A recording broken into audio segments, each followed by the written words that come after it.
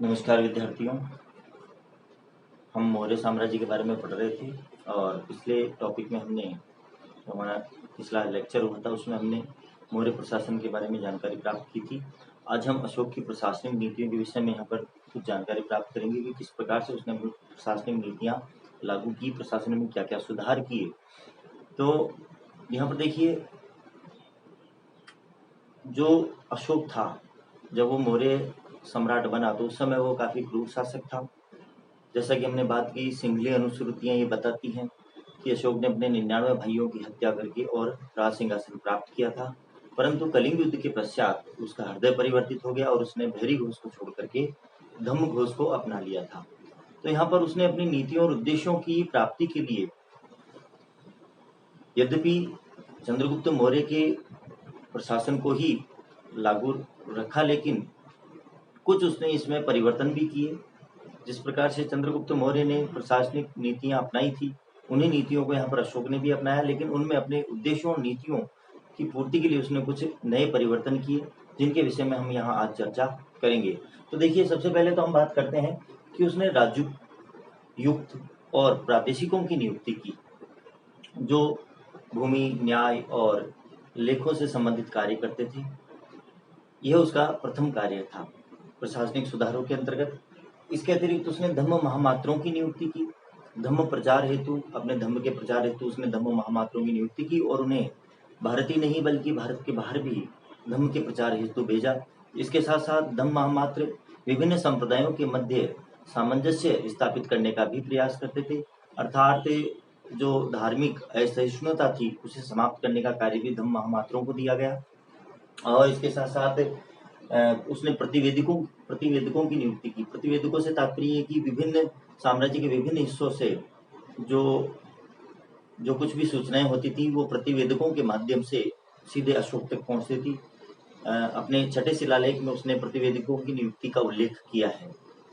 इसके अतिरिक्त राजुक जो थे, राजुक जो न्याय का कार्य करते थे, इसके साथ साथ भूमि और लेखों से संबंधित कार्य भी करते थे। राजुक युक्त और प्रादेशिक तीनों ही मिलकर के भूमि, न्याय और लेखों से संबंधित कार्य करते थे, परंतु उसने अपने शासनकाल के 26वें वर्ष में राजुकों को स्वतंत्र रूप से न्याय करने के अधिकार दिए थे, ताकि न्याय व्यवस्था में एकरूपता लाई जा सके।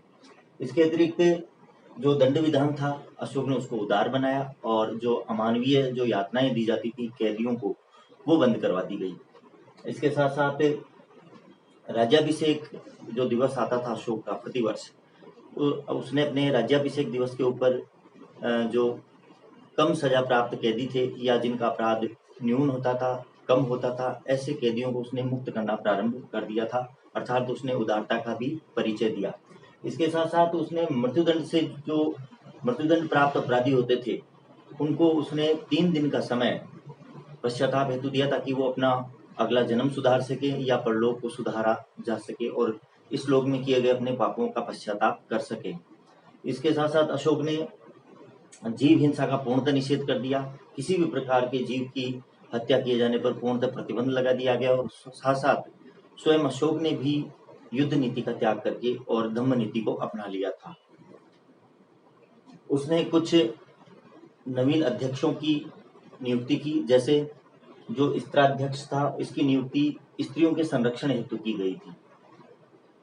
इसके अलावा वज्रभूमि महामात्र की नियुक्ति की गई, जो पशुओं से संबंधित संरक्षण अधिकारी था, अर्थात पशु क्षेत्र जहाँ पर पशु होते थे और जहाँ पशु चराए जाते थे, उन क्षेत्रों का जो अधिकारी होता था वो वज्रभूमि महामात्र कहलाता था, जो पशुओं के संरक्षण हेतु कार्य करता था।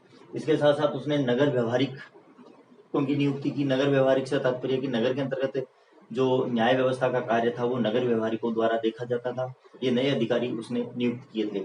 इसके साथ साथ उसने अंत महामात्रों की भी नियुक्ति की। अंत महामात्र का तात्पर्य कि जो सीमावर्ती जो स्थान थे, सीमावर्ती स्थानों की सुरक्षा हेतु, उनके संरक्षण हेतु उसने अंत महामात्रों की नियुक्ति की, जो साम्राज्य के सीमावर्ती क्षेत्रों में अपना जो है प्रशासनिक योगदान देते थे। इस प्रकार, और इसके साथ साथ अशोक ने राजा के लिए यानी कि स्वयं के लिए भी, प्रजा के लिए भी और अपने अधिकारियों, कर्मचारियों अर्थात नौकरशाहों के लिए भी एक संहिता तैयार करवाई, उनके कर्तव्य निश्चित किए कि राजा के क्या कर्तव्य होने चाहिए, राजा के प्रति क्या कर्तव्य होने चाहिए और राजा के प्रजा के प्रति क्या कर्तव्य हो। और इसके साथ साथ नौकरशाहों को भी ये आदेश दिया गया कि वो किसी भी प्रकार से मतलब प्रजा हित में ही कार्य करें, लोक कल्याण के ही कार्य करें और किसी भी सूरत में प्रजा को न्याय दें। इस प्रकार से उसने स्वयं के लिए अर्थात राजा के लिए, प्रजा के लिए और नौकरशाहों के लिए एक संहिता तैयार करवाई थी। तो स्वयं भी उसने लोक कल्याण के बहुत से कार्य किए, सड़कें बनवाई, सराय बनवाए, सार्वजनिक स्थलों के अंतर्गत जो चीजें आती थी उनका सबका रख रखाव करवाया। इस प्रकार से उसने बहुत सारे लोक कल्याण के कार्य भी किए और साथ साथ अपने धर्म के प्रचार प्रसार हेतु प्रजा के अंतर्गत उसने इसका प्रचार प्रसार भी करवाया, महामात्रों की नियुक्ति की, इसके साथ साथ राजकों की नियुक्ति की, युक्तों की नियुक्ति की, ये सब नए अधिकारियों की नियुक्ति करके और प्रशासन में उसने एक संगठित एकरूपता लाने का प्रयास किया और साथ साथ प्रशासनिक जो कार्य थे उनको दक्ष बनाने का उसने प्रयास किया।